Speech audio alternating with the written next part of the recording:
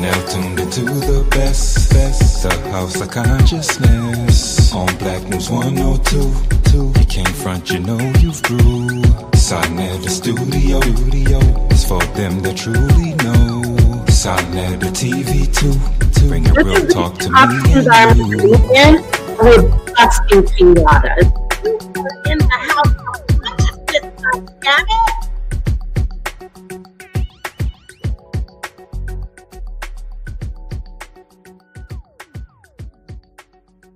All right, peace and Black Power family. Welcome to another sa.neter TV House of Consciousness production. We got a good one for you today, man. We got Zion Lex. Zion Lex been doing so much work, man. He's been busy. That's why you ain't been seeing him a lot. And just like Jabari ain't the only one busy. You know, he doing his work in colleges. Zion is doing his work. He's going all over. He's also taking tours. We're gonna get into a little bit of that.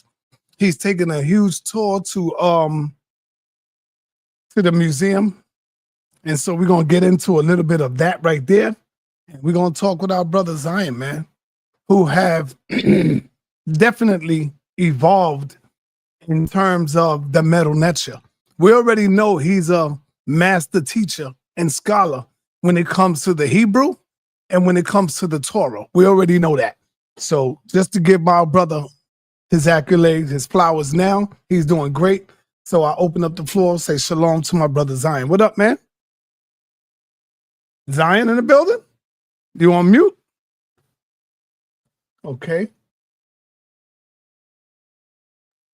He probably ain't got his mic hooked up yet. Okay, let's hear another music then till he get on. Let's get him. Sa.neter, my apologies, brother. I am right here. Just give me 1 minute. I'll be right here. 1 minute. Got you, brother. Go ahead. Do what you do. So like I was saying, the brother's right here. He's just setting up his stuff, getting ready, because he's going to bring y'all some real good stuff. And to me, he is one of the best teachers when it comes to making Medu Neter clear where you can understand it. So he's going to make it clear for us. He's precise in his breakdown. He's articulate. And hate all you want. Hate all you want. Because this is an Israelite doing his thing. This is an Israelite doing his thing. And I've always asked the Kemetics, do you think it's important to study the Hebrew? And most of them was like, oh, nah. And this is why it's difficult for you to connect the dots the way this brother is able to connect the dots. That's why it's difficult for you. All right. So we're going to get into a little bit of that. And we had Jabari on yesterday, and it was a great show, Zion. I think I called you earlier to tell you we got Jabari tonight, and you can come through if you want. But it was great. Anyway, man, how you doing, brother? What's happening? I'm doing well, man. I'm doing well. Shout out to the HOK. Shout out to you, Sa.neter. I'm doing very well, man. How you doing? Good. Beautiful, brother. Beautiful. All right. So let's talk first about you scheduling, or you already have scheduled a trip to the museum. I would like to be there, and I would like to mic you up. And we got to get this thing going, brother. What's up? Talk to us about that. Yeah. And how could people participate if they wanted to be a part of it? All right. So first and foremost, people can reach out to me at zionlex@gmail.com. That's zionlex@gmail.com, the same as you see my name spelled on the screen. And you can, reach out to me and you can register ASAP. We're going to be going through in June. I want to say the third week of June, the third Sunday of June is when we going live. And it should be about 12 p.m. We will be live actually teaching by 1, going through the museum, but I want everybody to be there by 12. I've been doing these museum tours, Sa.neter, since 2016. Wow. Which was actually inspired by you guys. You know, right after the whole Kemet on trial, Mfudiji, as well as yourself and Saber Reggie, took a whole bunch of people to the museum. And at that time, I had already had maybe 3 personal visits there myself. And I was inspired by that. And I said, you know what? That's something I want to do. And so since 2016, I've been doing museum tours annually every single year. So we're just 1 year shy of it being 10 years that I've been doing this.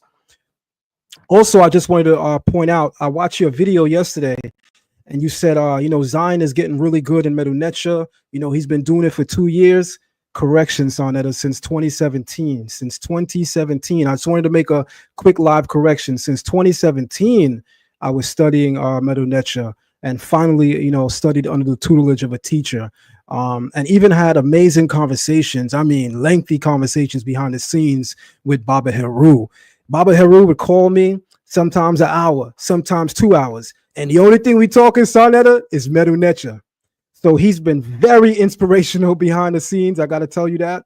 I've also had some amazing conversations with Baba Seba Mfudiji and Jehuti Mas, as you should well know.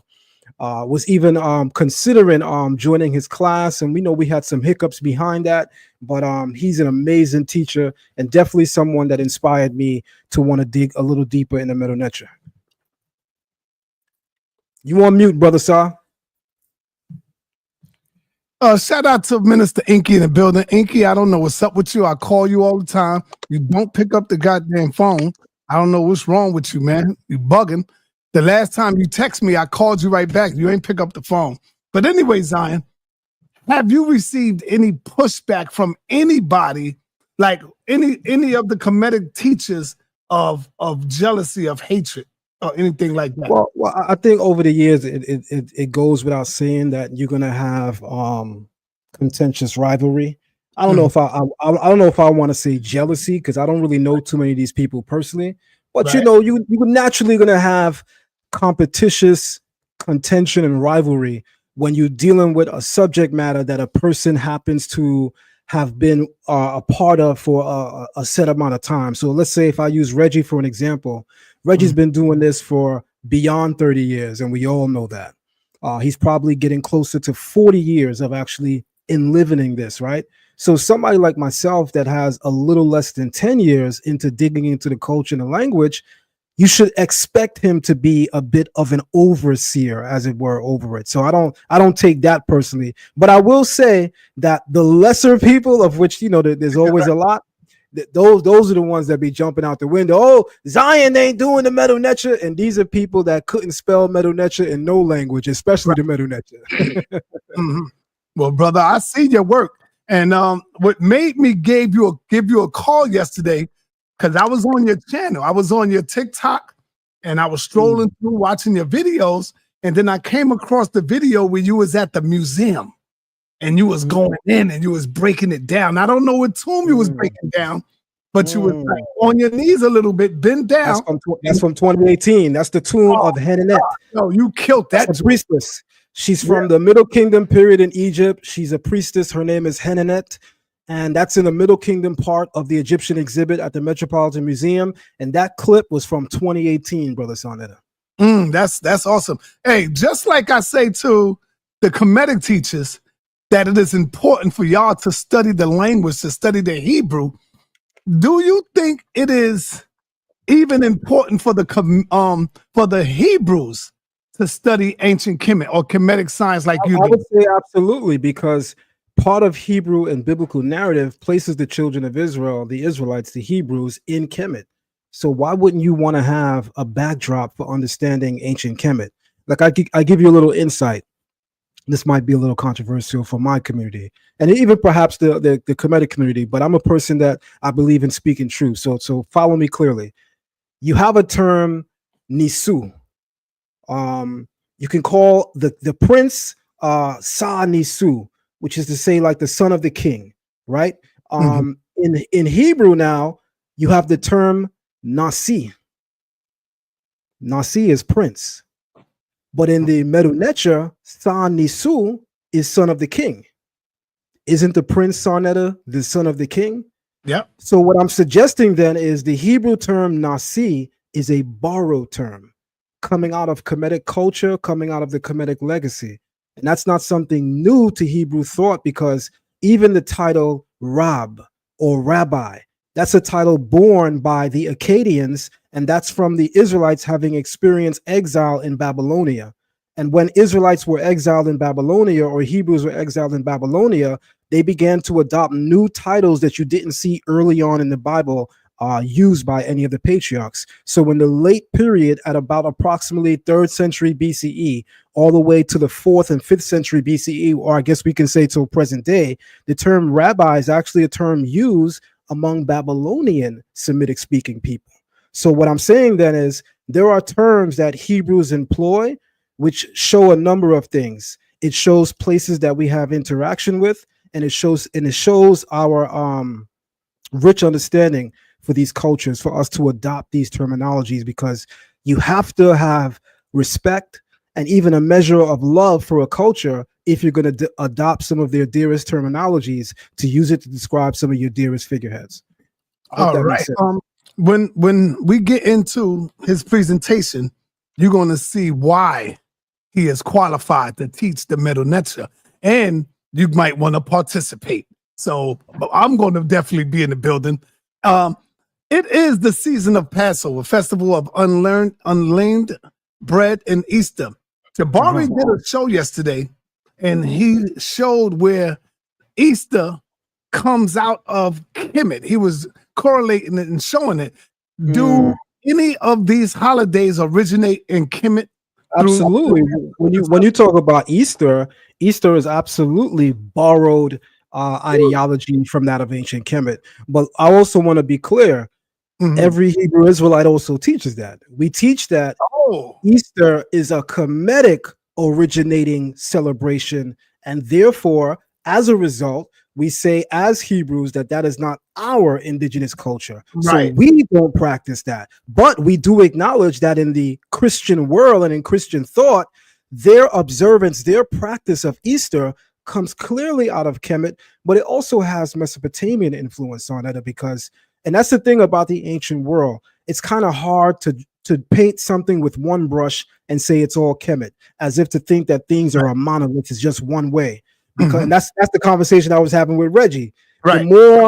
The more diffuse, the more developed you are in terms of learning so many different cultures, the greater your outlook is. So the name for that celebration is born out of Babylonia: Easter, Ishtar, Astarte. Those are Semitic terms. That's not a Kemetic term. So if it was completely Kemetic in origin, then you would expect that even the name used by the Kemetiu, the people of Kemet, would have been adopted as well. But it's a mix between Kemetic culture as well as Babylonian culture. And let's be clear, there is a measure of Hebraic culture, which is a conglomeration of the two.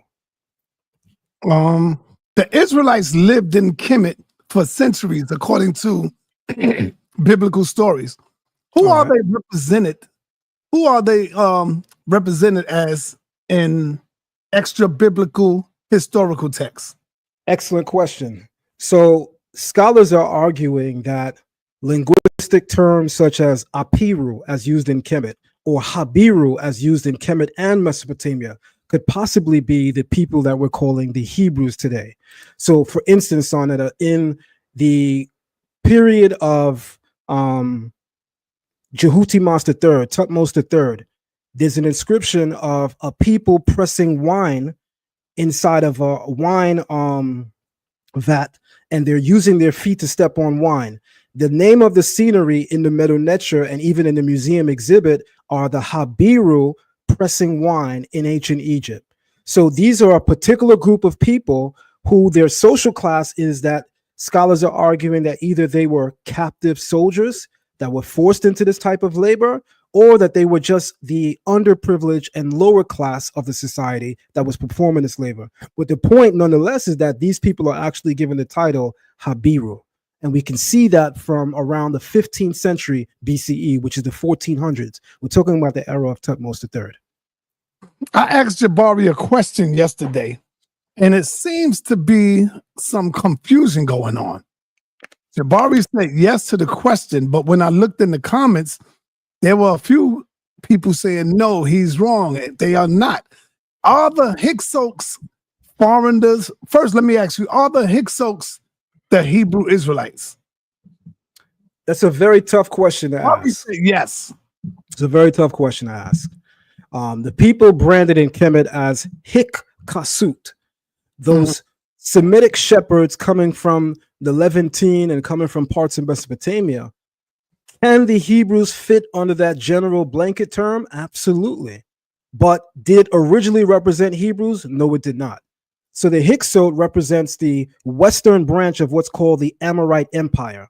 The Amorite Empire, sa.neter, raises to authority and power around the 18th century BCE. Their eastern branch is with a king called Hammurabi. Hence, there's something called the Hammurabi Code or the Code of Hammurabi. And I actually have a stele of that somewhere in my house. That's why I'm kind of looking down to see if I see it. But in the Hammurabi Code, which is dated to around this time period, that's where you find laws like ayin tachat ayin, an eye for an eye. I'm just saying it in Hebrew, right? And that comes strictly out of Mesopotamia. And that's something you find all throughout the Code of Hammurabi, ayin tachat ayin, an eye for an eye. Now, that's the eastern branch of what's called the Amorites or the Amorite Empire. The western branch of the Amorite Empire, sa.neter, they make incursions into the Levant and eventually into Egypt as early as 1800 BC, where they set up from 1700 to 1500 BC what's known as the Hyksos Empire. And that's the regime that is Semitic in origin that is ruling Egypt for about 210 years. And when Amos I comes to the throne as king of Kemet, he throws them out. So, yes, the term Hyksos does not originally refer to Hebrews, but when you talk about the greater cultural relationship, Hebrews and the Hyksos would have been considered by the people of Kemet of the same stock. Similarly, and I hate to give this negative example, if for an African who is non-West African, let's say he's from East Africa or from deep south in Southern Africa, would come here, police is going to treat him the same way they treat me. They're going to use the same negative pejoratives that they use for me to describe him. So what I'm saying is, sa.neter, there are terms used by the Kemetu, the people of Egypt, that are blanket terms to describe a whole big group of Semitic people. Now, are there terms that are more culture specific or more tribe and nation specific? Absolutely. But the term Hechasut can be applied to the Hebrews, as well as even the term Amu. The term Amu, and I had Jonathan Owen Smashwell on my show about a year and a half ago, and we spoke about this. And I had shared with him information that even he wasn't privy to, and he actually thanked me for giving him the sources and giving him some more reading material to look at. But there's a book, sa.neter, called, and you know I always come with sources, right? There's a book that's called Asiatics in the Middle Kingdom of Egypt. All right. In this book, they describe that the term Amu, which is used in the Medu Neter in several ancient Egyptian inscriptions, was originally applied to the Amorites, which is a Semitic group of people. But once the Amorites make incursions into the Levant, they become mixed with Canaanites and their culture. When they come into Egypt, they don't mix with Egyptians, so their culture seems as if it is just Levantine, it is just of the land of Canaan. So again, to the Egyptians, the Amu would have been no different than the Israelites, would have been no different than the Hebrews. I hope I'm answering you clear enough. Yes. This is why I call him a young scholar, man. A young scholar. By the way, I know I'm young, but sa.neter, goddamn, when I met you, brother, I was 33. I'm 46 years old, sa.neter. You're still young, man. Great. God is great, brother. No, I'm just trying to show you it's been a long time. Yeah, no doubt. Damn, wow. But yo, listen, are you fluent enough in the Hebrew language where you can be amongst the European Ashkenazi Hebrews or Ashkenazi Israelites and have a conversation with them in the Hebrew language, or do they have a different text to this, you know? So yes and no. And there's obvious reasons for that. There's dialect. Right. So for instance, you know, my family is from a place called Guyana in South America, and I also have family in Jamaica. To you, sa.neter, when you hear my Guyanese family speak and you hear my Jamaican family speak, you're going to think they all Jamaican because it's a strong, heavy Caribbean accent, right? Mm-hmm. But to a lot of people who don't belong to Caribbean culture, the Caribbean accent can be so strong that it's almost as if the patois that they're speaking is a completely different language, even though it's not. So what I'm saying is when an Ashkenazi speaks Ivrit, when they speak Hebrew, they have a Southern Eastern Europe pronunciation to it. And for instance, we would say in Hebrew, Bereshit, as the first word of the Torah, which means in the beginning. A European Jew would say Bereshis. They would end it with an S, because in Southeastern Europe, words that usually would have a T, they pronounce as an S. Similarly, words that are pronounced with a W in Semitic languages, European Jews pronounce with a V. So I can understand them, but there's still always a bit of a disconnect. They can understand me. And to answer your question directly, absolutely. I've been among them for just about as long as I've been an Israelite, 30 years. And I've spoken at their synagogues. I've spoken at their meetings.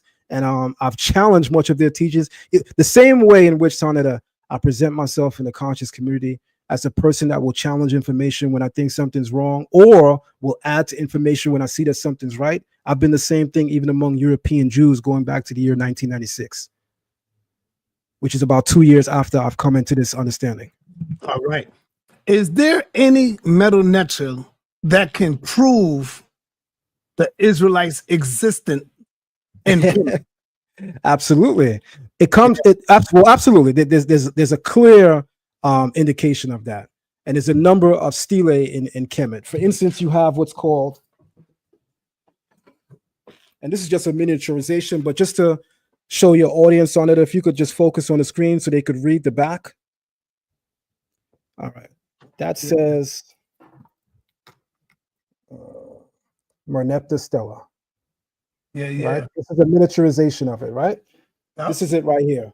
So I just have a recreation of it. So on lines 27 and 28, there's a mention of a people by the name of Israel, that a pharaoh, a Nisut by the name of Meri Ptah, who's known today as Merneptah, he says, along with describing all of the different Canaanite tribes and even Libyan tribes that he says he destroyed during his military campaign, he mentions that he destroyed a people called Israel. Also, sa.neter, on what's called the Armana tablets. The Armana tablets are written by Canaanite-speaking people, and they're written using the cuneiform script, and they're writing to Egyptians in Kemet, speaking about a people who had just left Egypt, whom they call, the Canaanites are calling the Habiru, and they're begging and pleading for the Nisut, this is the Armana period, sa.neter. So we're talking about the era of Tutankhamun, and pharaohs like him, Amenhotep IV, etc. So what I'm saying now is the term Habiru, which is the term that I used earlier prior that scholars are arguing are the Hebrew people, that term is used in the Armana letters as well. And it's used towards the Nisut and Kemet, where the Canaanites are actually saying, please send us archers. Please send us military force. The Habiru are coming and they are taking land. They are in Jerusalem. Please, your majesty, King Nisut of Kemet, the leader of all the lands, could you please send us strength, help, artillery? That's all throughout what's known as the Armana tablets. So yes, sa.neter, we know that we can place the Hebrews and the Israelites in Kemet. First and foremost, the stele I just showed you, the Merneptah Stela, bears witness to the fact that the Egyptians acknowledge a people called the Israelites, because Merneptah says he destroys them. So that means they know who we are. In the Armana tablet correspondence, the Canaanites are writing about a people called the Habiru and are begging the Egyptians to come and help. The Egyptians don't write back to them and say, who's this Habiru? Never heard of them. Okay, beautiful, brother. Let me harken back on this. I want to speak a little more about Easter and Christ of the New Testament, because as I was watching your presentation and your breakdown when you was at the museum, you talked about Christ in that presentation, if you could remember, and you went in on that. And so let me ask you, is Christ a copy from ancient Kemetic texts? Is Christ a copy? I would say absolutely the term Christ. But if you talk about the concepts on breaking down, yes. Right. If you talk about the concept of a Christ, that concept is all throughout indigenous African religions. Number one, it's diffused all throughout the continent of Africa. You can also find it in this Kush Valley, right? Which is Dravidian culture. You can also find it in Sumerian and Akkadian culture. So if you're talking about the concept, then no, that doesn't come out of Kemet. But certainly the term that I was using in that museum, Christ, that absolutely comes from Kemet. If you're using the term Christ, which today many Hebrew Israelites will tell you, Christ and his apostles, Christ and his, and I'm not going to name the names. So now that you interview these guys, you know the Israelites that come on here using the term Christ, even though they tell you they Hebrews, they don't use no Hebrew terms. When I'm talking about the Hebrew Messiah, you'll hear me say Mashiach.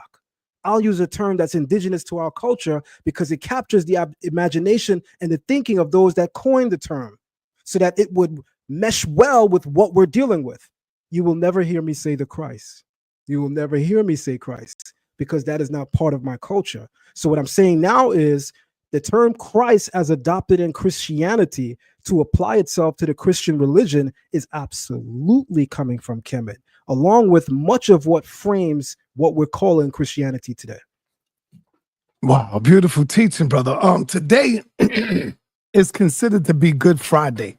Speak to us about Speak to us about the passion of the Christ and what is the significance to Christians. What is it?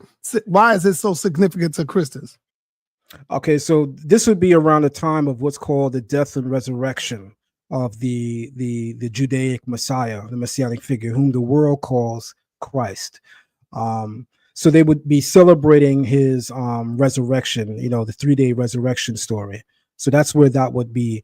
Now, of course, as I made mention to you, when placed under Christian lens, the story takes on new meaning. It takes on new meaning because it's a Kemetic adaptation once placed into Christian lens and text. In other words, when you trace the story solely based on the gospel or the synoptic gospels, Matthew, Mark, Luke, and John, it doesn't mesh with what you see in Kemetic ideology and in Kemetic literature. But when you place it within the lens of Christianity, the Roman Catholic Church, and the doctrine that comes out of that, then that's where you see all of those correlations. Hey, your brother's in the chat, man. Brother By La. the way, salute to Brother La. sa.neter, that's a good brother. And just so you know, sa.neter, I wasn't just causing trouble on your channel. Brother La could tell you we used to get it in. Yeah, I know. I beat him up on the streets. Yeah, I beat him up sometime when he come over here with this knowledge. I mean in real life, sa.neter, he's a fighter. I know what you're talking about. Yeah, but I beat him up when he come over here into my lane. And, he's all right though, good brother La. But let me ask you the last question before you get into your presentation, because you got a good one for us, man. Shout out to you, brother La. You know I always mess with you, man. Let me ask you this, because we got this coming up. First, let me show you this. Oh man, I want to see who you going with, and I hope you ain't gonna be biased because the brother is a Hebrew. Just because I'm not biased, man. So we got this coming up. Pastor Bennett. Salvation is also for non-Israelites. That's what Pastor Bennett is coming with. Captain Tazariak, and that's in May the 3rd. Captain Tazariak, is for only Israelites. Here's the question to you.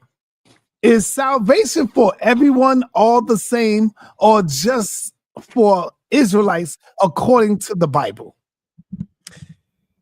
So I have to speak as a debater first. Go ahead. So a debate is one based on debate etiquette. Who persuades the audience? A debate setting is no different from a courtroom. The prosecutor and the defense, they're having a whole debate. And there's something called the truth, and there's something called who can prove what's true, or who can present enough shadow of doubt. Excellent. So from a debate setting, I don't know who's going to win. From the topic, what's actually right, Pastor Bennett is absolutely right. And let's just do this in 60 seconds or less, why Pastor Bennett is right. Ask any Hebrew Israelite, are they the chosen of God? They will say, yeah, we're chosen. Ask them, what does that mean? Well, we were chosen to be the elect of God, to raise up all of humanity, to bring all of the scattered sheep back into the fold. That's right. So ask them to say that again, and there's the answer right there.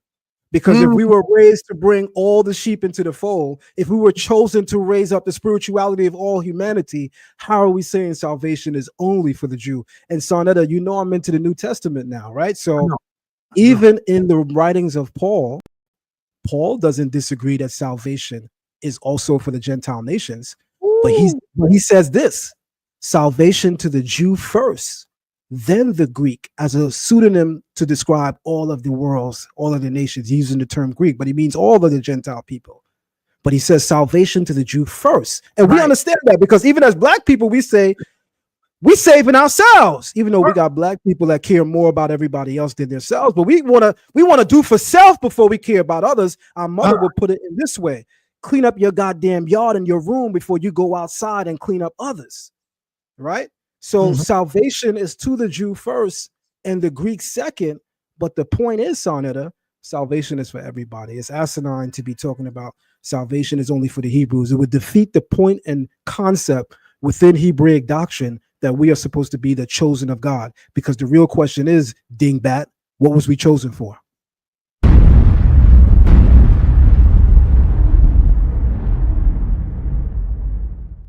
And with that, we still can't count the captain out because, like you said, it's about what you can prove and how you can do it, and it's about the skill. So I agree with you 100% on that breakdown. Word up. So now I want to fall back and allow you to get ahead and get it in with your presentation. I want all of y'all to pay attention because this brother makes it clear where a baby can understand it when he's teaching the breakdown of the Medu Neter. I'm gonna fall back, brother, and let you get it in. All right, let's get it in. All right, I'll go to my share screen real quick.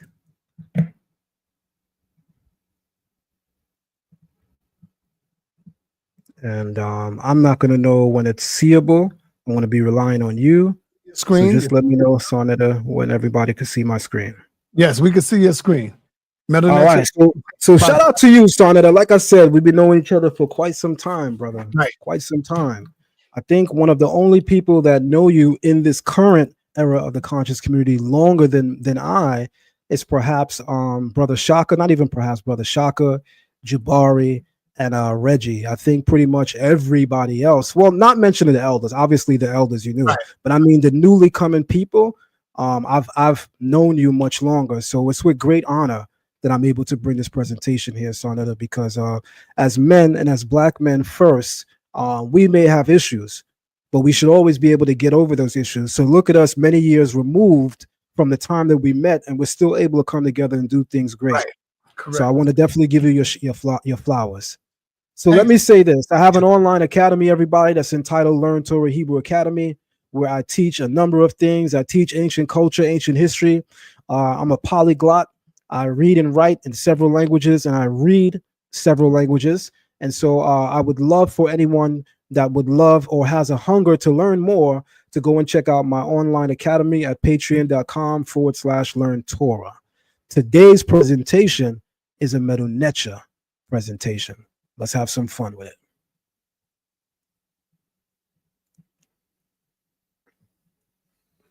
All right. So if you look at the chart, you see an alphabetic chart where we're looking at a cross comparison between what's called the Hebrew alphabet and Medu Neter. I purposely have this up here with the Hebrew and not the English so as to inspire people to want to investigate and learn more. Brother sa.neter was live yesterday, and he said something that resonated deeply with me. He said, if Zion could care enough about Kemet to want to learn on a very high level its culture, and he soon or fast understood that in order to do that, he had to also learn the language, then I pose the same challenge to the Kemetic leaders and teachers. If you're going to have commentary to share on Hebraic culture and lore, why not care enough about your work in that area to learn the language? When I have something to say about Kemet, I can actually read the glyphs about what I'm talking about. So if you have something to say about the Bible, with all due respect, if you can't even read it, I don't know why me and you are talking. Maybe you're not qualified to have that conversation with me. Because if I care enough about your culture to want to study it to the extent where I'm going to learn the language so as to lessen my margin of error, then you should be doing the same thing. So as we can see, starting with the eagle, it's equivalent to the Hebrew letter Aleph, or A in English. Below it, you have the foot, which is equivalent to the letter B, or Beit in Hebrew. Below it, you have a symbol which scholars argue upon. Some people see it as a pot stand or a jar stand, and this is cognate with the Hebrew letter Gimel. And then right below it, sa.neter, is what's called the Jehuti snake, right? Which is interesting because this cobra, sa.neter, gives you the sound J. if you can, just for one moment, sa.neter, because I need your help with this part. Could we have a side-by-side view? Matter of fact, no, because if we do well, yes. Could we show your image and my image, sa.neter, as the presentation is going, just for this part? Because I want to kind of include you on something that's really powerful here that you'd be able to use during your live stream. So if you're available, I'm not sure if you're there, sa.neter, because I can't see. Yeah, I'm here. I'm right here. You saying put me and you images up with this presentation. You know how you could do that through StreamYard, where you could see your image and mine on the side of the screen. Yeah, with me and you, but without your presentation. With the presentation, just for the second, just for the scene. I don't know how to put 3 of them up. No. So when you click on the presentation, don't remove me and you's picture from it, because there's choices at the bottom where it could be just a presentation, or it could be your image and my image with the presentation to the right or the left. Okay, I got you. Right. I got you.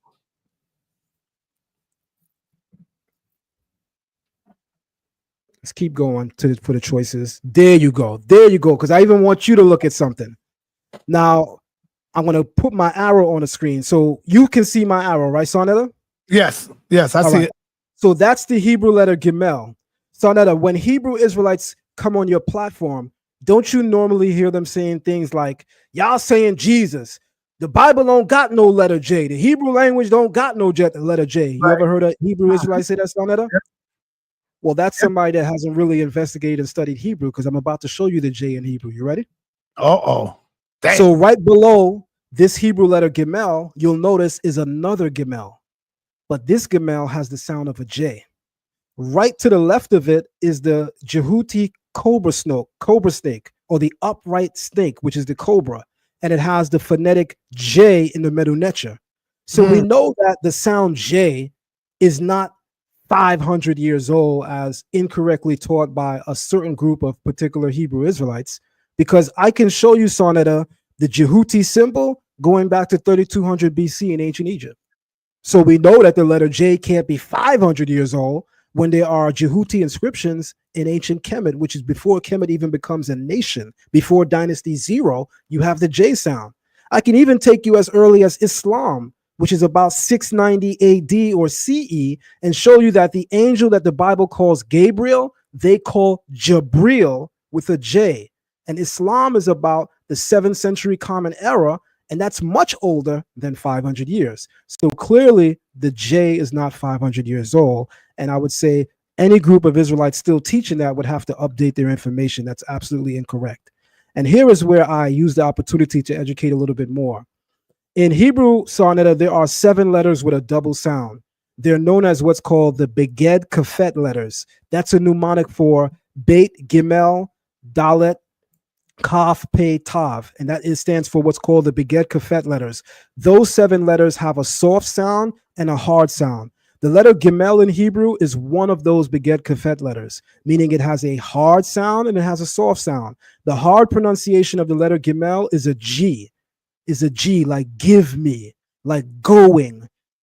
The soft pronunciation, sa.neter, is a J, like Jamaica. So if you literally right now went on Google, and I could do it live and share my screen if you guys want me to. If you go on Google right now and you write on Google, write Jamaica in Hebrew, you'll notice that you have to use the Hebrew letter Gimel to write it. So the Hebrew letter G or Gimel is also used to write a J. That should make clear understanding to anybody that understands how the English language comes into composition. The English language is born out of the Latin language, which is directly a descendant of what's called the Hebraic or Hebrew Phoenician language. So the Latin language, from whence the English language comes from, is a direct descendant of what's called the Phoenician Hebrew language. Therefore, it should be common sense in that respect, how Hebrew is the origin, that letters pronounced with a G can also produce a J sound. No different than in English, where if we want to write gym, like someone in a gymnasium, you spell that with a G. But we all know if a person is unfamiliar with English, they could easily write that as a J. The name Jeffrey, there are some people with the name Jeffrey that spell it with a G. Some people spell it with a J. But the point is, you use the letter G to represent both sounds. And I'm showing you in this moment, sa.neter, that comes from Hebrew. All right, you can go back to the regular screen if you want, sa.neter, and I'll just continue to present on this level. All right, so below it is the hand glyph, which is a D or dalet in Hebrew. Then below it, you have the twisted flax, which is a cognate with the Hebrew letter Hey. And then below that, you have the horn viper.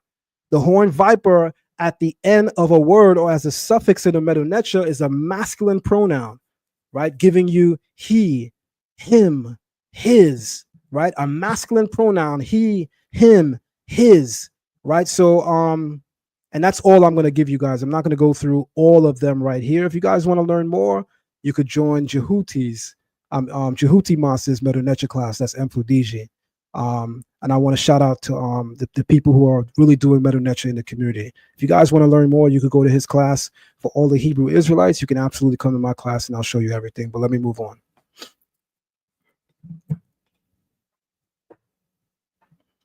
And in this diagram, you can see it developed even more, where you can see many of the glyphs that are cognate with what's called the English alphabet and even the Hebrew alphabet. So there is at least 22 consonants of Hebrew and at least 26 consonants of English here being represented. And again, the way that Medu Neter works is that Medu Neter is a very powerful language in that it comes from the observation of nature, which is why you can notice, and I think that Mfudiji does this very well, which is why you can notice that in order to come to an understanding for what Medu Neter is, a person has to be in high understanding and even, I want to say, balance and harmony with nature.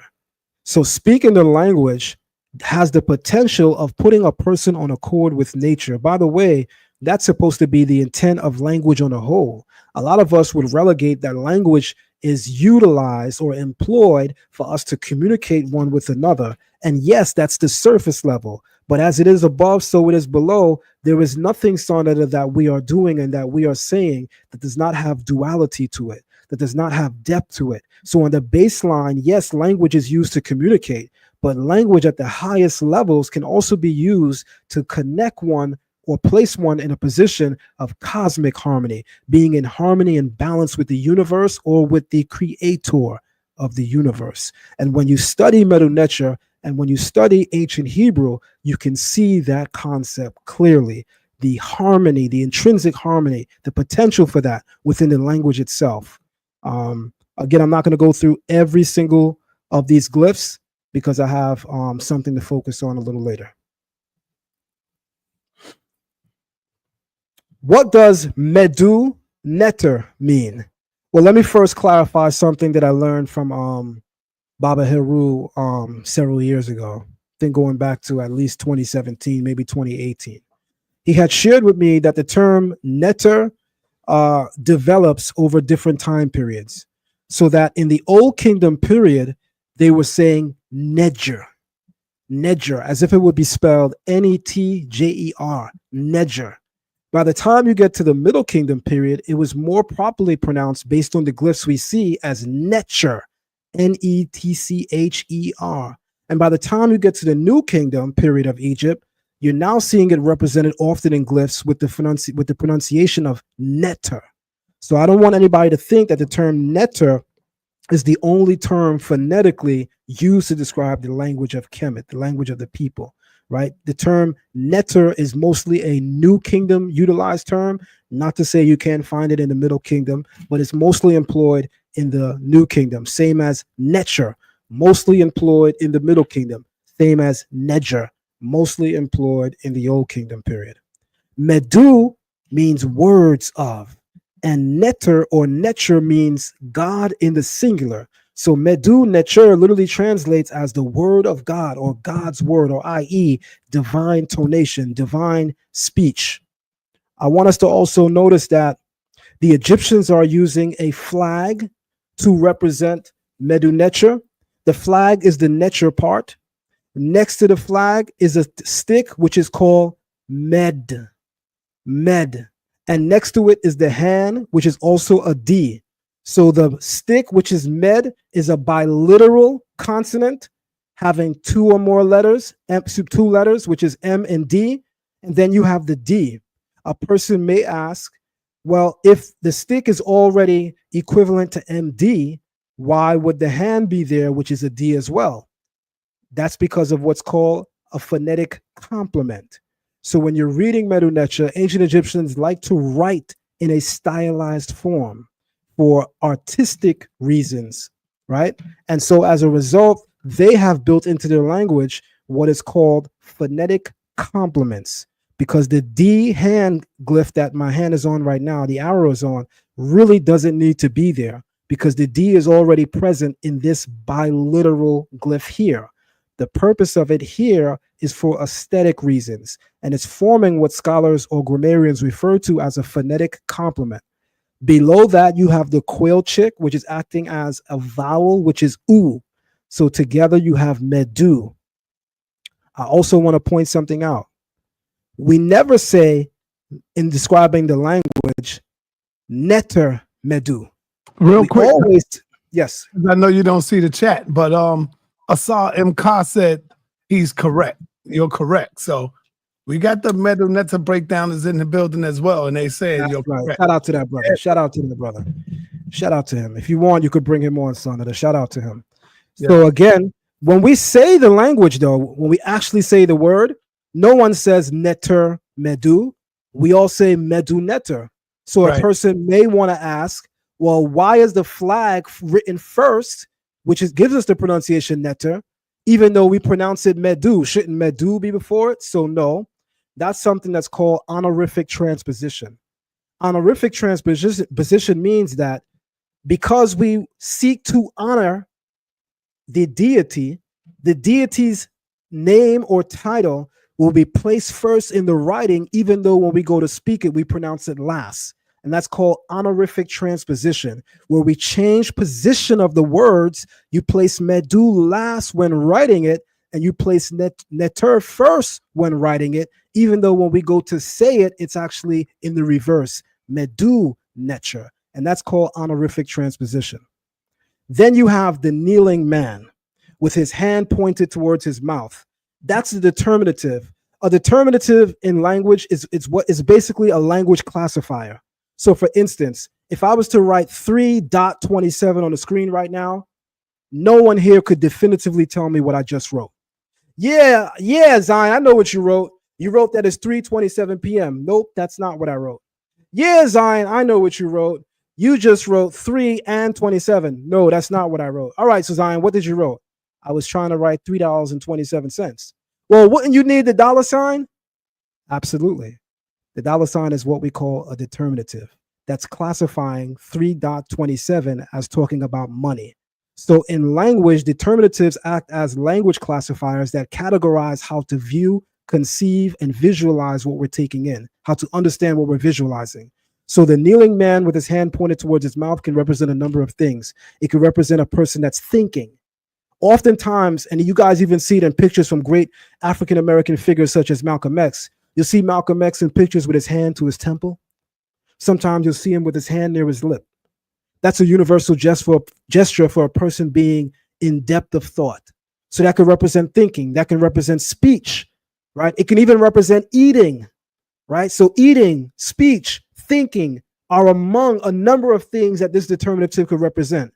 But it's here to represent that we're talking about a spoken language, as his hand is pointed towards his mouth. And then there's another way that we can write Medu Neter. Ancient Egyptians, in describing things that are occurring as a plurality, they repeat it 3 times over. So the med stick, which gives us med, by the way, med means word or speech. It's repeated here 3 times, which now means Medu. And then, of course, the flag again is Neter. So that's an alternate way of writing Medu Neter or Medu Neter. So there's a number of ways. And I would say where Hebrew differs from this is that if you don't spell a Hebrew word the way it's supposed to be spelled, you're no longer saying that Hebrew word. You're actually saying something completely different. Whereas to the ancient people of Kemet or the Kemeti they were very much creative, I would say, for lack of a better term, in describing or in writing, in their orthography, to represent words and thoughts, they were a little bit more creative in the way in which they spelled words. For them, a word's meaning was not, in essence, definitively based on how it was spelled. Whereas in Hebrew, a word's meaning is, in fact, definitively expressed by the way it's spelled. For the people of Kemet, so long as the consonants are the same, right? So long as the phonetics, the sound is there, it doesn't matter how we spell it. There's a number of glyphs in the Medu Neter that can share in the representation of a single sound. So for them, it doesn't matter the spelling so long as the phonetics are there. Let's move on. By the way, sa.neter, notice that I have words on the screen, but I'm not reading word for word because this is something I really know. Right. All right. This is a further breakdown of Medu Neter. By the way, I have this here for the purpose of, if anybody would like my PowerPoint presentation, I'm going to give it to sa.neter as a love gesture.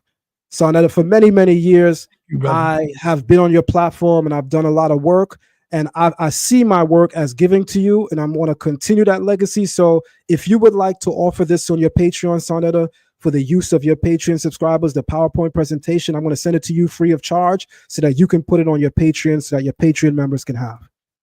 Thank you. I appreciate that. Love that. All right. So this is mainly for everybody. It contains essentially everything I just explained, but in more detail. All right, here we go. And this is the hieroglyph for Kemet. I'm not going to go based on this screen because, again, this was made for the people that really don't know Medu Neter. So a baby walks you through exactly how to read the word Kemet. I'm going to just take you to the screen. All right, what is Kemet? We know Kemet to be in meaning, in its lexical value, to represent what's called the Black Land. The Black Land. It can refer to the soil, right, which is what the mainstream scholarship refers to. But depending on the determinative, we can certainly argue, as people are arguing currently, that it can even represent the color of a people. So for instance, it's not on my screen here, but if I were to substitute the Nut determinative here, and I would place there the determinative for here, which is black, that would let us know we're talking about the people of Kemet, arguably, as being a people of color, a black people. That's what secular African American historians are arguing, and this is what mainstream Egyptologists are arguing against. They're saying it just means land. Our Afrocentric scholars are saying, no, when you go through all of the literature, you have to, first and foremost, when you're reading Kemetic texts, no different than you're reading any other literature, you have to contextualize what you're reading.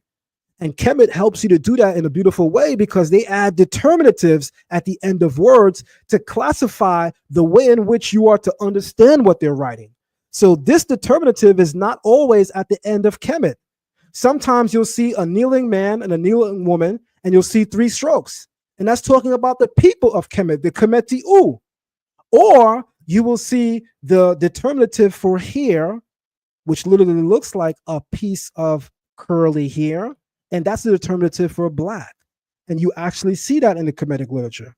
Even though mainstream Egyptologists are saying, no, that's really talking about the cattle in Egypt and the dark cattle. It's not about the people. But I just want to be honest, and I want to say, my African-American brothers here in America and in the Kemetic community are not bugging out when they make such a statement that based on context, we can argue that the term Kemet can be applied to the people as being black, because in the literature, based on the determinative, you can argue that. Now, there's no need for me to say that, sa.neter, because I'm a Hebrew, but I'm a person that is true to scholarship. So that's why I want to say that. So in looking at the first glyph, starting to the far left, and by the way, the language being a spoken language and even a written language, a person may ask, how do I read Medu Neter? At times, I will notice that the glyphs are going in columns, right? From top to bottom, or they're written horizontally. Sometimes I see readers on the right side of the screen starting their reading. Sometimes I see the reader starting on the left side. How do I know which way to read? By the direction that things are facing. So the head of the owl is faced profile, but its body is faced left. So that's where the reading starts, to the left. Similarly, if I was to invert this image, which I could do live in this presentation right now, if I were to invert this image and turn it to the right and everything else, then we would read from the right and not the left. But let's read it now in the direction that it's written in. So starting with this glyph right here, which some scholars argue is the back of a crocodile. Some scholars are arguing that it is a representation of charcoal. Whether you believe it's the back of a crocodile, whether you believe it's charcoal, or even if you believe, as some scholars posit, that it's a basket, the meaning of it is that it's a biliteral consonant giving you K and M, chem, chem. And then you have the owl, which is giving you M. Again, the owl is not necessary here because you already have the M sound in this glyph. So the owl here is called a phonetic complement, a phonetic complement. It doesn't really need to be there. It's for aesthetic reasons. Egyptians like to write their glyphs in this order. Follow my arrow. And there's a deeper meaning as to why that is. But I'll allow the Kemetic masters to explain that. I won't step on anybody's toes. Then you have the bread loaf, which is a T. And it also, as a suffix, feminizes nouns, right? So Kemet, as a reference to land, and in many languages, land is always spoken of in the feminine, as in the earth being feminine, even though in Kemetic ideology, the earth is Geb and he's a man. And everywhere else in the world, the earth is feminine. And even in their language, it's T that feminizes nouns, right? So again, this is Kemet. And then you have this determinative, which is representative of a village, a city, or a town. So based on this determinative, it's saying the black land. That's what it's saying. We can't say based on this determinative that it's saying black people. So this is talking about the Egyptian state. So I have to say this, and maybe this might disagree with some of the Kemetic scholars, but I have to speak on my truth, right? Based on this determinative, I would have to say it's talking about the Kemetic state, and it's calling it the black land. And it may not necessarily represent the people in this respect. However, I'll be honest enough to admit, if we switch out the determinative here, it could very well be indicative of the people. Let me move on.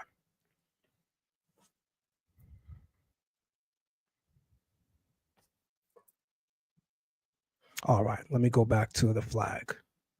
So when it comes to, again, the flag as a representation of Neter, there's a number of things that scholars are saying, HOK and sa.neter TV. Scholars are saying, one, that this symbol could possibly be a flag, or this symbol could possibly be an axe, because in some representations of the symbol for Neter, it resembles more an axe, and in other representations of this symbol or glyph, it resembles more a flag. So not every scholar agrees that it's a flag. There are some scholars that are saying that it is an axe. And whether it's an axe or whether it's a flag is still cognate with the overall meaning, and I'll show you in a couple of moments, but let me first look at it as a flag. So a person may ask, why is it that a flag represents the idea of God in ancient Kemet? And a person should argue, the reason why a person holds up a flag as a banner is for honorific reasons. A person is being patriotic. A person is representing their country, their tribe, their people, their ethnicity, maybe a core value that's etched on and writing on the flag, right? But it's honorific. But a flag usually does what? It moves. What acts on the flag in order to make a flag move? The wind. Well, the wind in Kemetic ideology is a Neter called Shu. That's a literal god. So in that aspect, you can certainly say from the Kemetic perspective that Neter represents God, because that which causes the flag to move is wind, and the people of Kemet refer to wind as the Neter Shu. but we can get a little bit more complex when I say to you that it can work another way. When you think of wind without thinking of the Neter shoe, you can still understand that it represents God. Because the idea of God is that this is something immaterial that you cannot see with your eyes because its essence is too great, too vast for the eye to behold. When a person asks me a question like, if there's a God, why can't I see him? Or why can I see her? I always say to them, with all due respect, that's a nonsensical question. To which they obviously would say to me, well, what would move you to say that? And I would say, well, think about the idea of God. The idea of God is that it's a thing that exists everywhere, and its essence pervades all of reality. Close your eyes and conceive of something that pervades all of reality and tell me what that looks like. I'm pretty sure you know what that looks like. Nothingness. Meaning you have nothing within the category of your mind in which to even place something like that. The way that the human brain works is that in order to understand something, the mind places things in categories. It compares and contrasts thoughts in order to bring itself to an understanding of a thing. There's nothing that we can compare and contrast the creator to because there's nothing like it, like the creator in creation. Hence, even the Bible says, to whom will you liken me and compare me, that we should be equal. So again, even on a more deeper level, that which acts on the flag, causing it to move, is an unseen force. It's an unseen force possessive of great power beyond measure, beyond magnitude, that acts on something physical without itself being physical. That in part is a description of what we're calling God. That which is immaterial, yet in possession of power, unlimited, acting on the physical. Now, if a person is saying that the symbol is an axe, I will still tell you why it would make sense.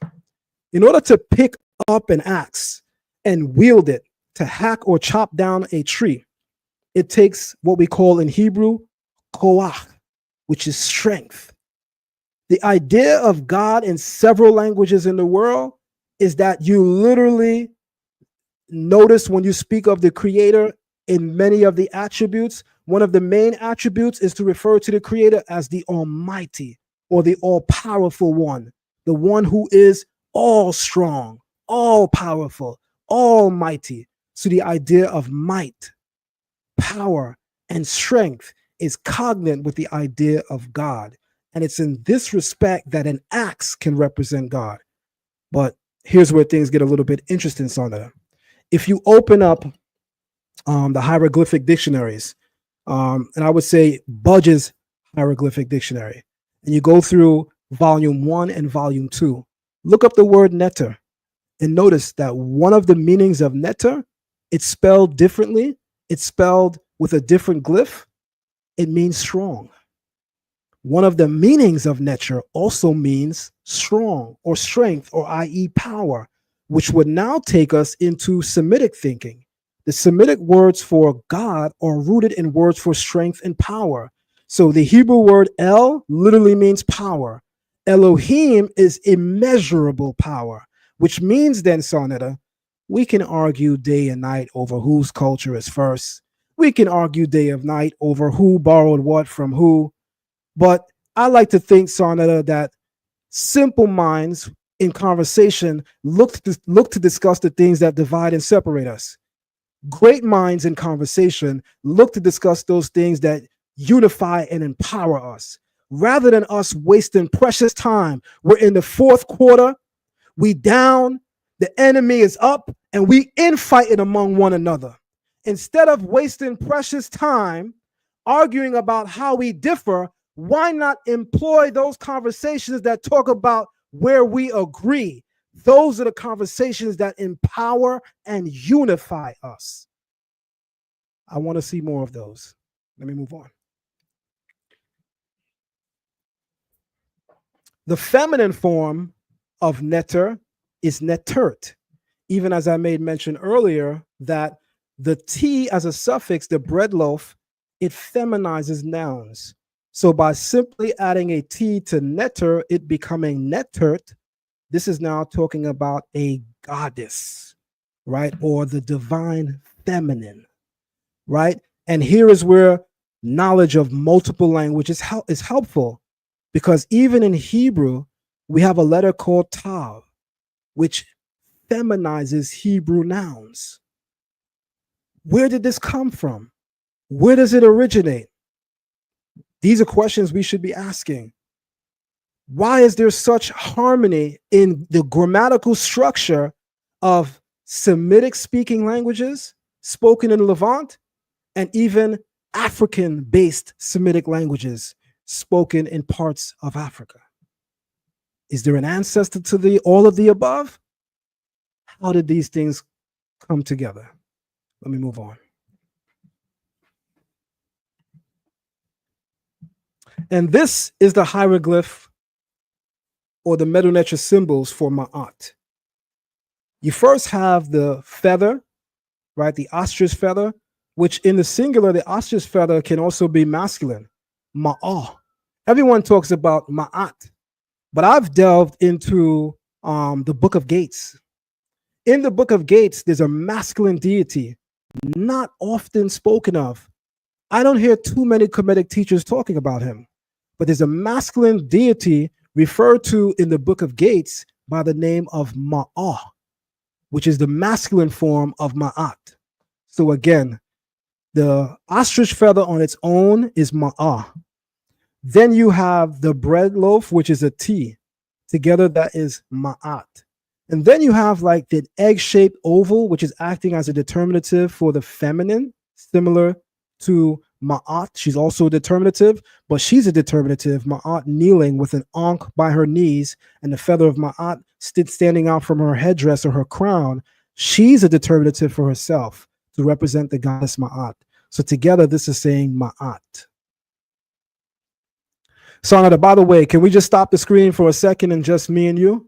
There's something I'd like to say, if you don't mind.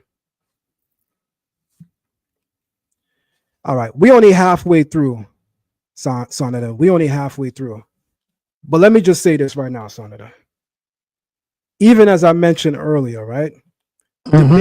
Debates are dope and they're powerful, because I don't care what nobody tells me. Debates are what in part helps us to grow.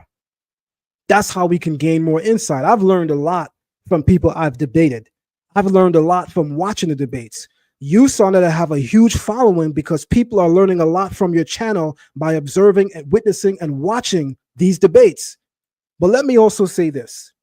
At a certain point of a person's growth, the debating has to elevate, where we're not debating for the sake of who's right and who's wrong, but we're debating for the sake of just finding what's true. And then when we all realize what that is, we all change and move with it. That's impossible today in many circles because everybody's debating for the wrong reasons. Some people debating because they can't pay the light bill, so they need money. So they go on platforms and they debate every week. They create channels because that's how they literally feed their family. And I'm not coming at nobody, but for some people, that's their reality. Then there's people that this is a way of life for them, that they really, really live this. And so they debate because it's a way to raise the intellectual prowess and thinking of the community. And there is where I think we all need to be, sa.neter. At a certain point, you have, go ahead. I got Asa here. Is it all right or no? Oh, by all means, let him jump in, bro. Yeah, let him jump in. Okay. I've never met him before, so why not? Oh, man, I thought you knew Asa. No, I've never met him. I've heard of him. I've seen him on your channel, but I don't think me and him have ever had a dialogue. I could be wrong. Right. Yeah, we've never had I don't think we've had a formal meeting. I think we emailed each other a couple times. I was about 7 years ago, I was talking about doing a travel with this same type of concept where we sit with Hebrews and sit with some of the Remech people and explain the concept of the ethics and why it's important to unify. So absolutely, right now you're tearing it down, you're banging it out. We just giving you props, we're giving you praise. You looking like much a much love to you, man. Much love to you, man. Much love to you, man. So yeah, I mean, where I'm at, brother Asar, is that knowledge is a powerful thing, right? It has the ability to transform an individual from the inside out. Even as I know that when there was a time that when I was without a certain level and grade of knowledge, that I was more like a savage in these streets. Knowledge civilizes us. And that's why our predecessors before us were so big on us coming into true enlightenment, because of the idea of its being able to civilize us. But here's the problem that we have in this community, our community, right? Whether we Hebrew, Kemet, whatever we calling ourselves, we are one people at the end of the day. Here's the problem that we're having. Too many of us are more vested in, I'm going to study everything out here so I could be the head, you know what, in charge. I'm going to study everything out here so I could show that this system is wrong and my system is right. And you know what? I was a victim to that at a time in my study. I'm going to study everything Kemet, everything Sumer, everything Hebrew, everything more, of which I really did. I could keep going. Everything Islam, I could keep going. Everything Nuwabian, I could keep going. So I could prove that mine is right. But you know what happened along the line, brother, in that journey? I started seeing a lot of common denominators. I started seeing signs that, hold on, yeah, we differ here and we differ there, but this says there's a common ancestor to all this thinking. This says that there's a link to what we're saying. You know, I'm big right now, good brother, on the idea that great minds unify, inspire, and empower, and small minds divide and conquer one another. And I'm sure you with me when I say I want to be great-minded because I want to empower people. I'm a couple years removed from 50. Most people only going to walk the earth maybe 80 years, which means I'm already a middle-aged black man. My legacy can't be that I'm tearing up these YouTube streets. And what do I call tearing it up? Putting down my brothers based on their ideology or thinking. For me, that can't be my legacy. My legacy must be, even if it made me reflect bad because people didn't agree with my thinking, my legacy will be I strove for truth, even when it meant digging into other cultures, even when it meant admitting errors within my own culture. My legacy will be that I strove to put in work to showcase that which is true. More of us need to do that. More of the bigger OGs need to do that. What's your thoughts, good brother? And me being 50, you see me over here coughing half to death. Your mortality starts to remind you on certain days. Absolutely. That is the goal, is to push forth ethics and to know that you when you went outside, you made a difference.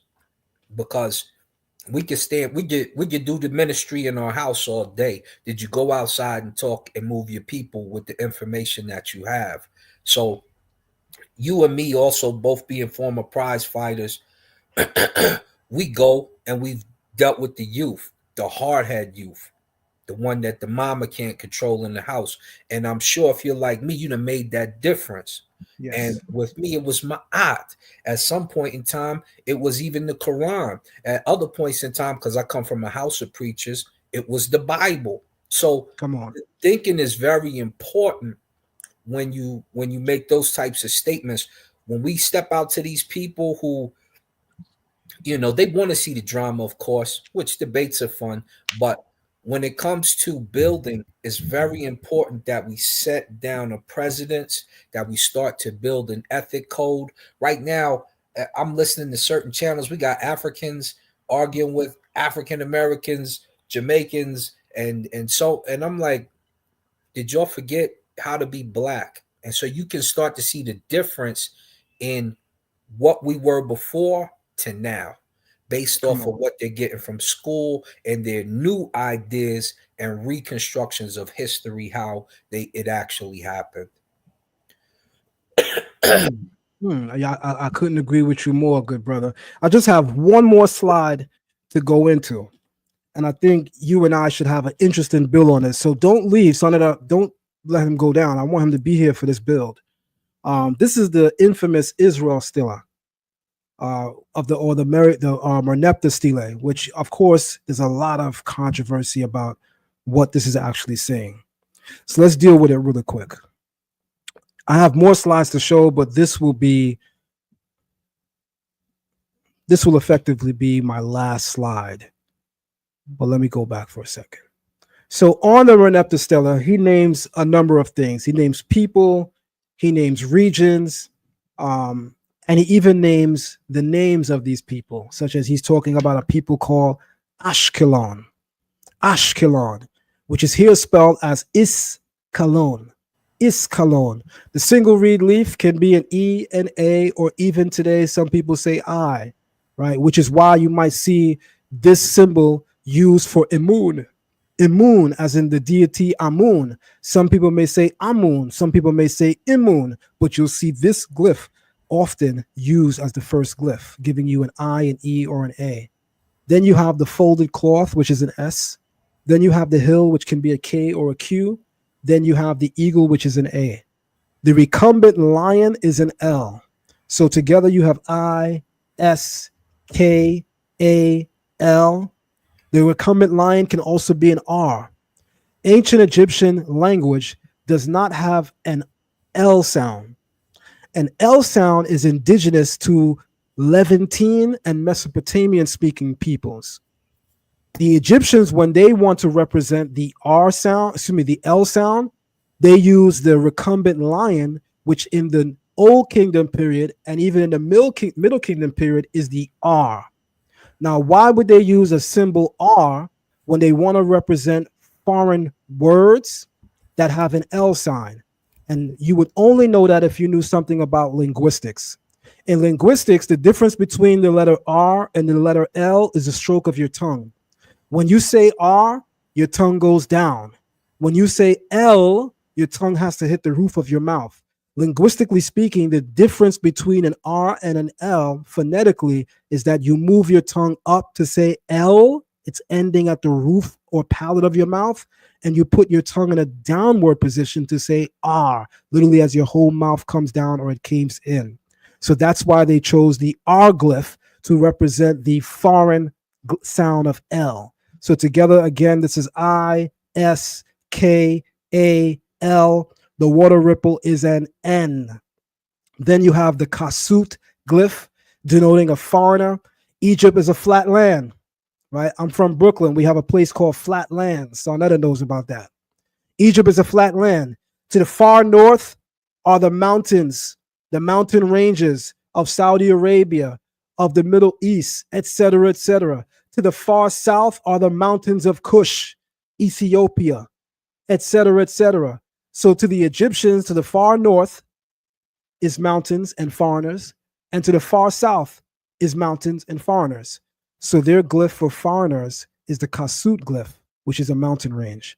You also have the throw stick, which is also a determinative for foreigners, but this time because the weapon of choice for Semitic people in the Levant and even Cushites is a throw stick.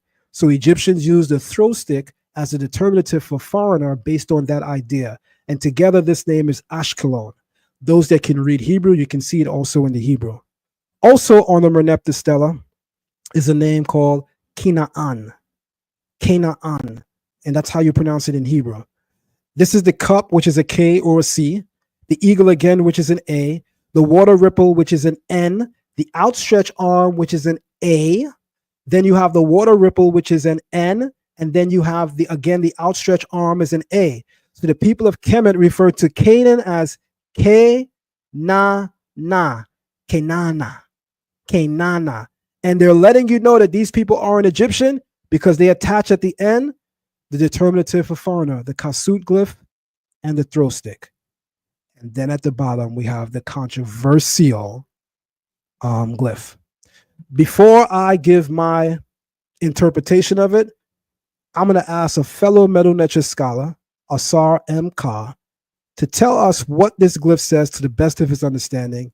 No ideology in mind, no dog in the race, just looking at the glyphs. What would you say it's saying? And then you can tell us who you think it's referring to.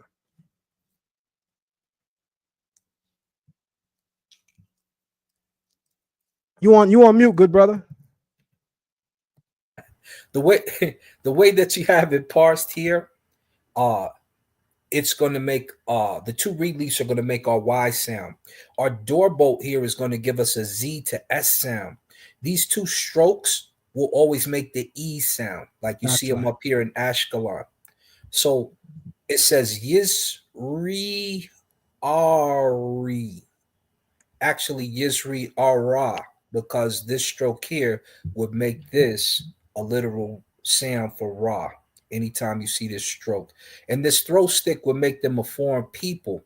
However, on the stela, I believe it's the first spelling for Syria. I believe that the way that is parsed is incorrect. And I believe right after these people, we get the locality that says core, which is Syria back in the day, which each one of these has on this stela. But for those like one of my teachers, Professor Bob Breyer, because they have such a strong, inclination towards it saying Israel, I don't generally argue it too tough. But as I'm sure you've seen me and Smash go over it before, I believe it says Syria for the first time. I believe these are the Syrian people, and the location is core right after it.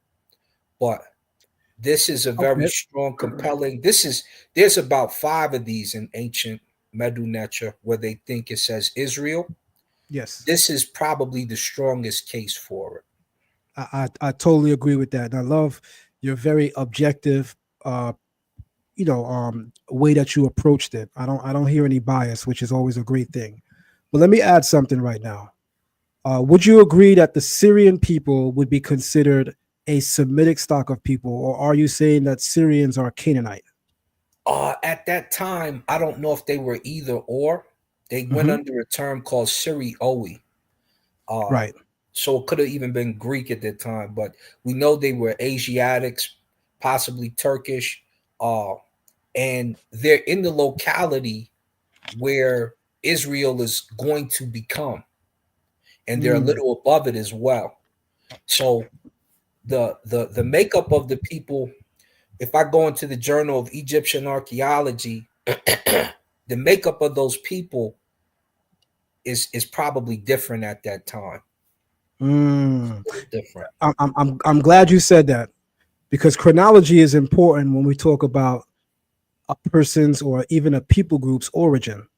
So there's a number of words used by Semitic speaking people to describe Syrians. One of them is to call Aram, which is Aram, Aram. And I want you to look that up as we're saying, just so that we could be transparent with each other. Aram, Aram, is the oldest term used in the Levant to refer to Syrians. The term Syrio that you just mentioned, that comes in the Greco-Roman period. That's when that term is used to describe this people. So now ask yourself this question. The Renepta Stela is 1205 BC. They weren't yet known as Syrians. They were still known, the people you're referring to, the actual Syrians, they were still known as Arameans, or the people of Aram. They were not yet known as Syria until the Greco-Roman period. So I'm glad you mentioned that point, because the chronology is important.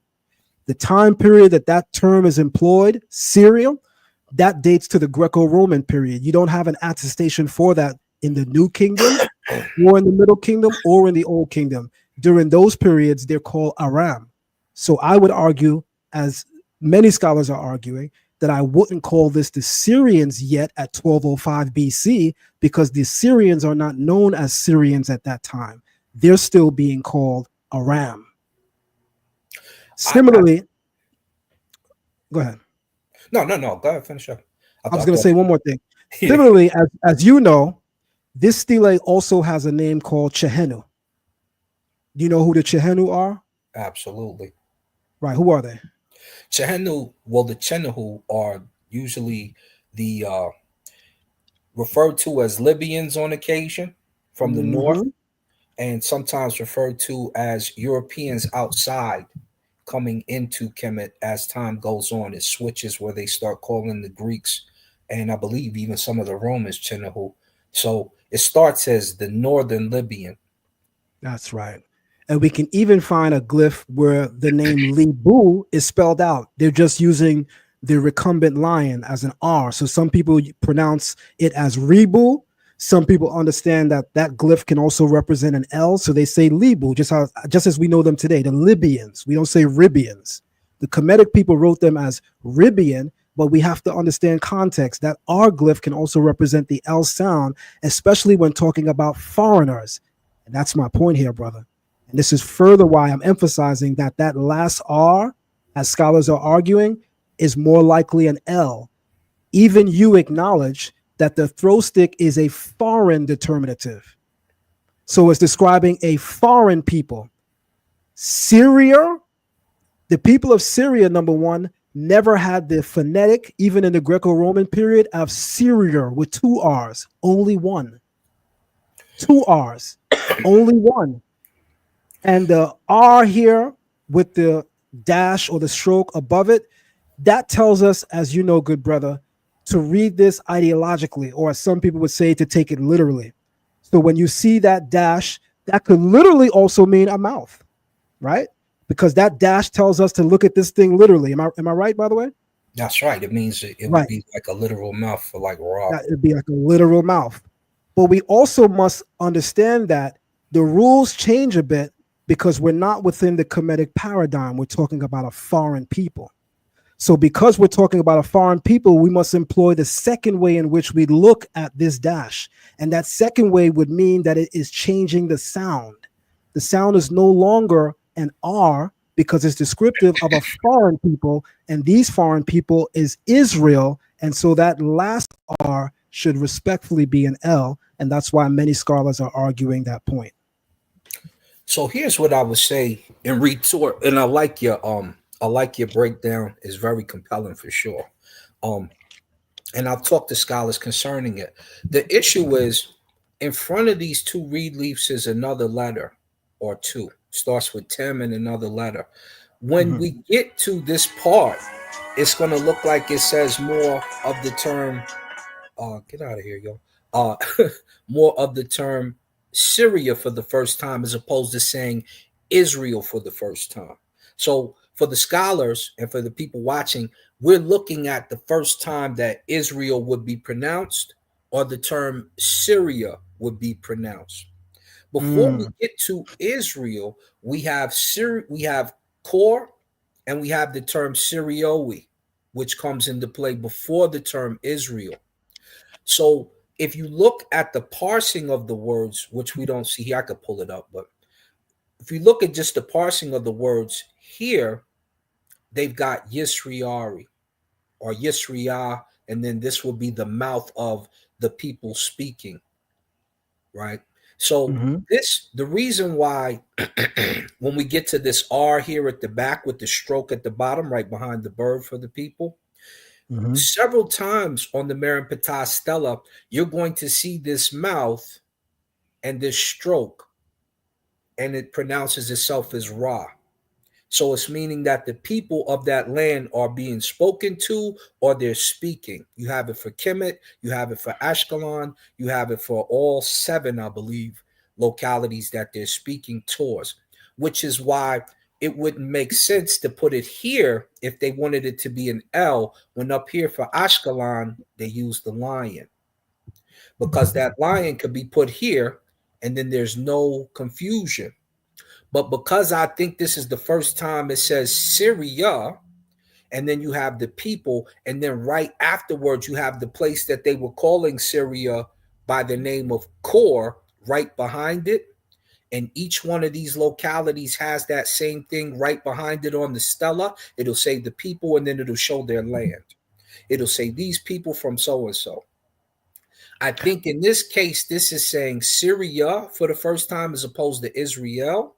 And I believe these people, which it tells you are from the land of Kor, shortly behind them would be the location, which is where Syria is today. And now you have the locality Israel that fits in there as well. The last part of this portion here, which is an excellent breakdown. There's other locations you'll start to find later in the Medu Neter where you might get the term or the people for Israel. And it starts to refer to the ancient Kananu first. Once it gets to the Kananu, where you get the L from, you see Yahweh for his first appearance, without disrespect. He's bound, so his arms are tied behind him, and it says his name. It calls them the Sashu Yahweh. The Soleb inscription. Yes, sir. So we have that there, and I believe that's in the time of Ramses III or one of them. But I want to just offer a slight correction.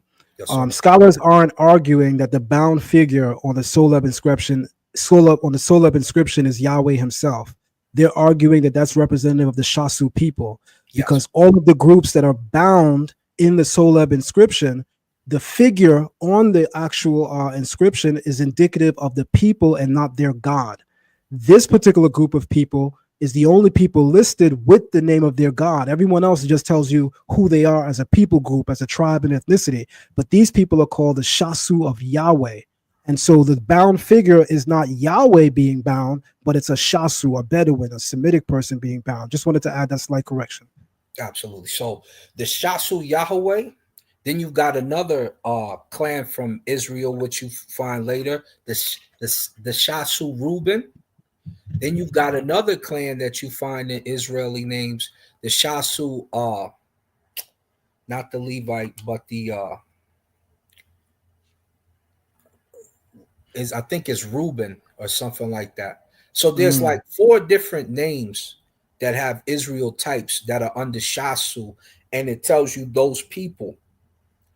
So then if we have the Shasu Yahweh, which is, if anybody is an Israelite, you know who Yahweh is. You know what the people of Yahweh, right? So we have that, and then we come over here, and then we have the Yisraeli or Yisrael.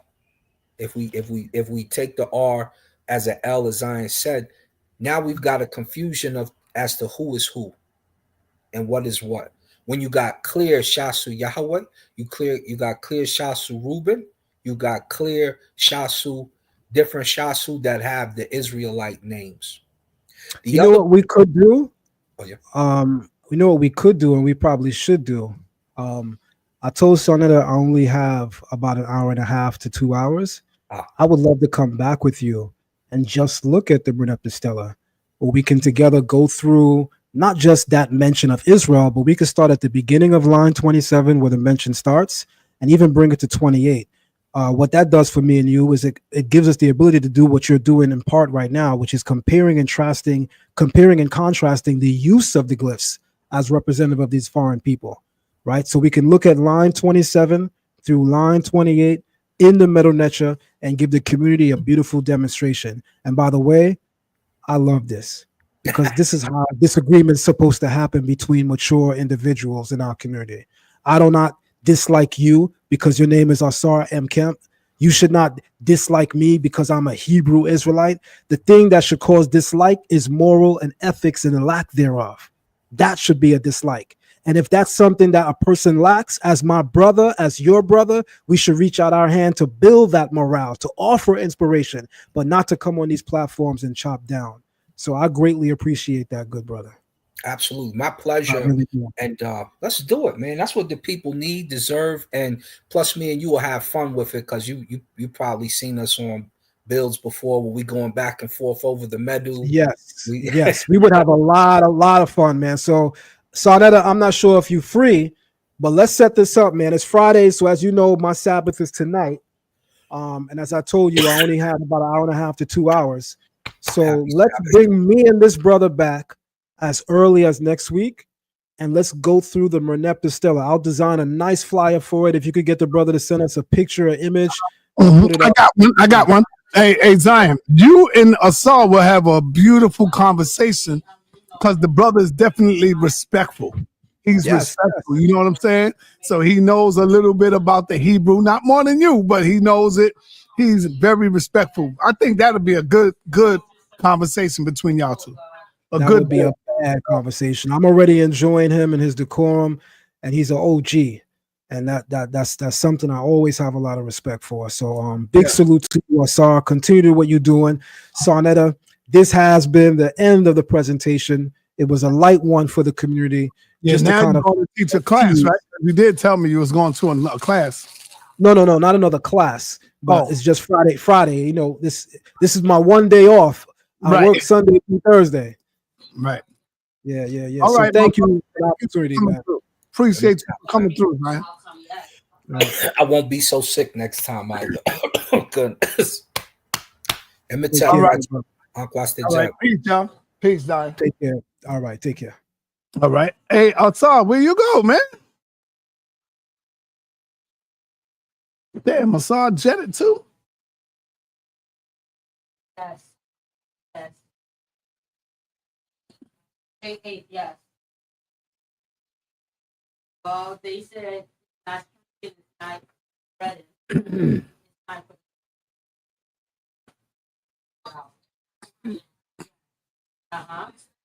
All right. Hey, nah, it's all right, Assad. I'll talk to y'all, man.